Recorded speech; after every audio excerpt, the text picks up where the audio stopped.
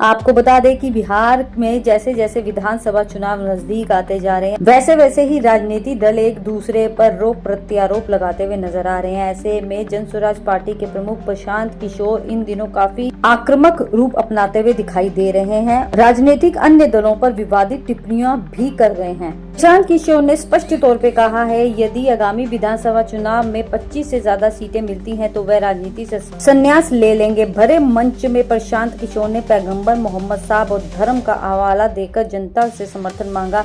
सभा में शामिल लोगों के लिए नाश्ते की भी व्यवस्था की गई, जहां भीड़ उमड़ने से अफरा तफरी का माहौल भी दिखा। कुछ लोगों ने आरोप लगाया है कि उन्हें 500 रुपए और भोजन का वादा करके यहां लाया गया था, लेकिन वादा पूरा नहीं हुआ, जिससे जमा भीड़ में कुछ लोग नाराज नजर आए। मीडिया से बातचीत के दौरान प्रशांत किशोर विपक्षी दलों पर हमलावर दिखे। जब मीडिया ने उससे एक सवाल पूछा कि जेडीयू के राष्ट्रीय महासचिव मनीष वर्मा ने उन पर शराब माफियाओं से मिली भगत का आरोप लगाया तो पीके भड़क उठे।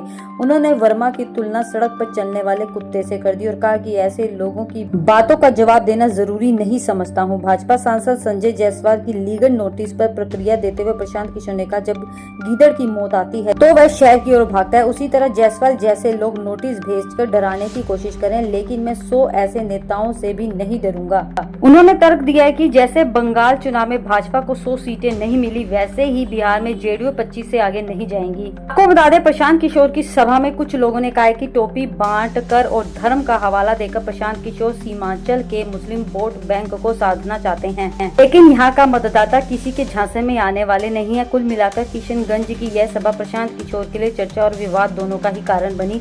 जहां उन्होंने जेडीयू और भाजपा के नेताओं पर तीखे प्रहार किए, वहीं उन्होंने कार्यक्रम की व्यवस्था और रणनीति को लेकर भी सवाल उठ रहे हैं। ये साफ है कि बिहार की चुनावी सियासत में प्रशांत किशोर हर संभव दाव आजमाने की कोशिश कर रहे हैं। ऐसे में वह अपने लिहाजे को भी बदलते हुए नजर आ रहे हैं। जहां प्रशांत किशोर सटीक और समझ के बयान देते हैं, आज वही प्रशांत किशोर अभद्र टिप्पणियों तक आ गए हैं। इतना ही नहीं, उनकी सभा में 500 रुपए देने और मुफ्त का खाना देने की बातें भी चल रही, जो कि सभा में मौजूद लोगों द्वारा की गई थी।